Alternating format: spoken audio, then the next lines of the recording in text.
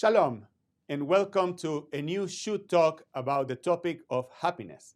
I am Rabbi Marcelo Kormis. I'm a member of campus ministry here at Sacred Heart University. And today I would like to talk to you about the secret of happiness. How can we discover the secret to become more and more happy in our lives? There is a beautiful book. It's called The Code to Joy, that was written by the Rohr Jewish Learning Institute, and it gives us different tips, different ways how to unlock this mystery, how to unlock this secret to become happier in our lives. The first idea that I would like to share with you today is that we find the secret of happiness in life's gifts. We see so many people who seem to have all, and they are not necessarily the happiest people in the world. And conversely, the other way around, we have people who live very simple, and they are the happiest people in the world. So certainly, happiness, it is not related to material possessions. Happiness is related to something else. And that's part of the secret that will lead us to a happier life. And what matters most in our lives is how we appreciate our life circumstances and how regularly we express that appreciation. How many times we say, thank you. How many times we say, I'm so grateful to you for everything that you have been doing for me. Or I'm thankful for what I have.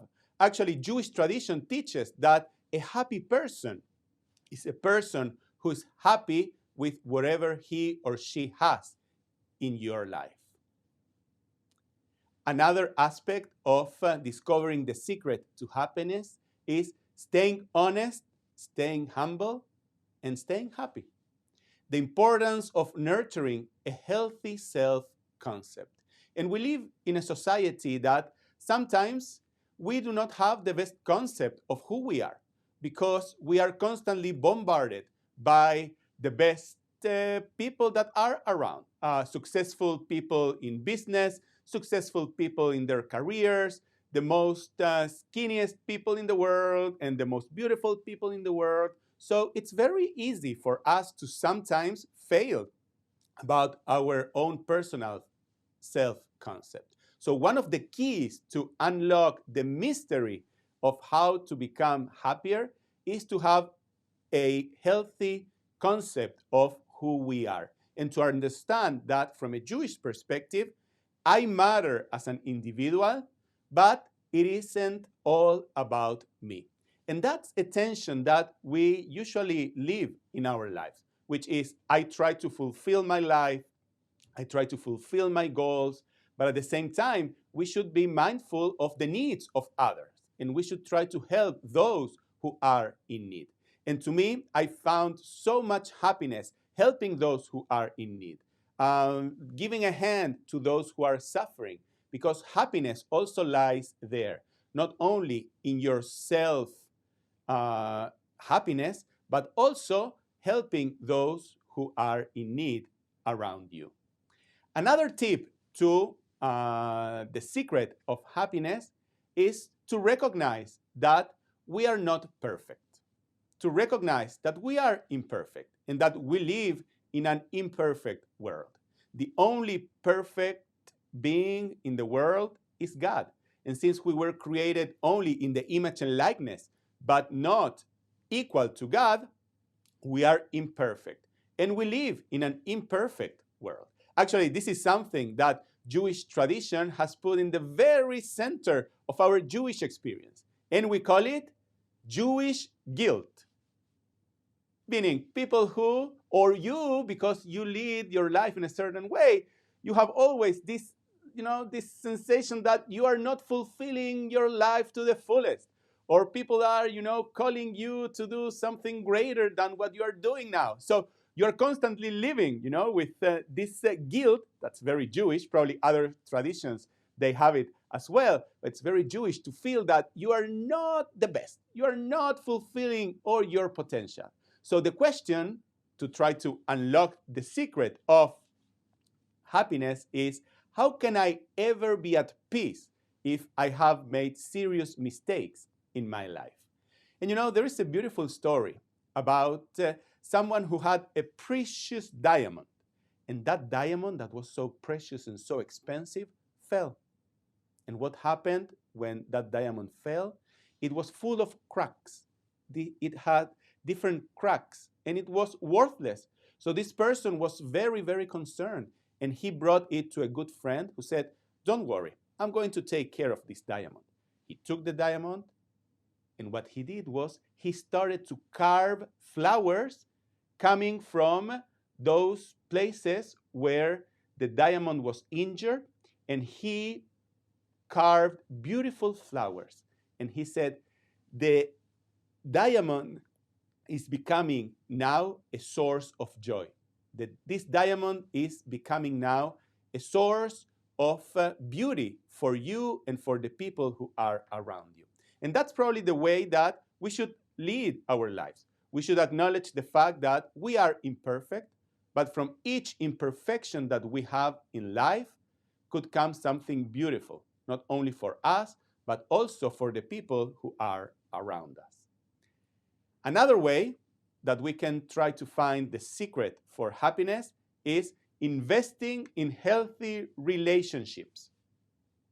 And when you unveil this secret to happiness, believe me, your life will become happier and happier. Why? Because we are social beings. We like to interact with other people. We are social beings that like to be in contact, in touch, in conversation, and discussion with others. And there are remarkable effects of friendship on happiness and also on our emotional well-being. So one of my suggestions today is try to create healthy and long-lasting relationships with other people.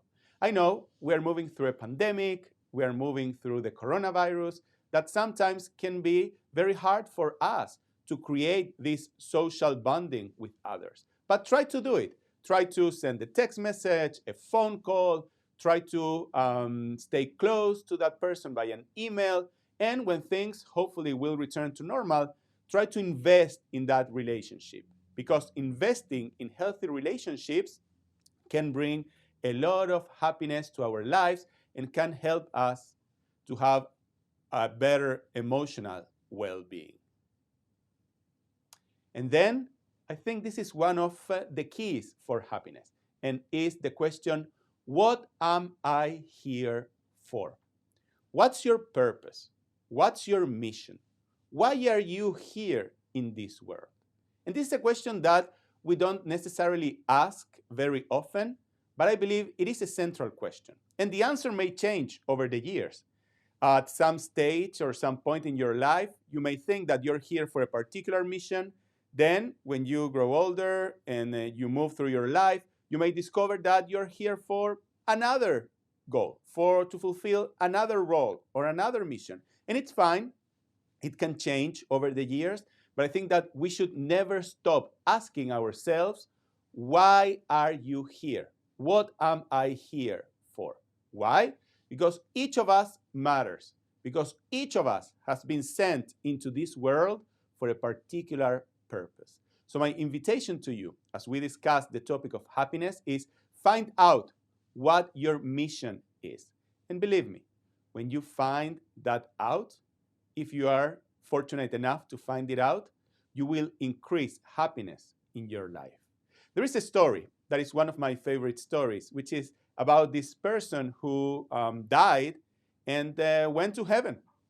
So when he came to heaven, he started to complain to God. And he started to say, hey, God, the world is so imperfect. There is so much discrimination. Everything is so horrible. There are wars, starvation. There is this coronavirus that is affecting so many people. God, why didn't you do something to make the world better? So God looks at him and says, I did something. I sent you. Each of us has a purpose. Each of us has a mission to fulfill here in this world, and each of us is here for a reason. So my invitation to you is try to discover what's your mission here in this world. So these are some of the elements that I think are very central and important when we try to unlock the secret of happiness. The first one is finding happiness in life's gifts. Let's be more thankful. Let's be more grateful of what we have. Let's be more thankful of what we are. And let's focus more on what we already have than what we do not have.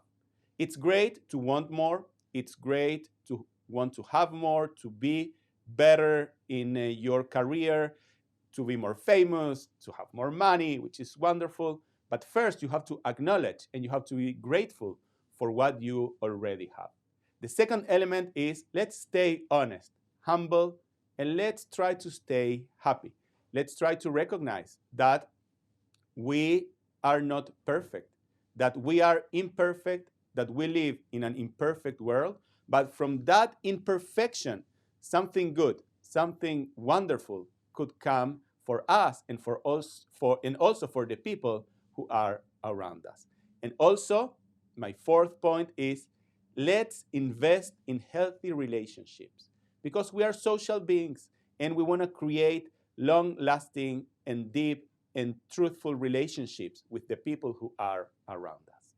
And my last invitation for us today, as we discuss the topic of happiness, is let's try to discover what's our mission in this world.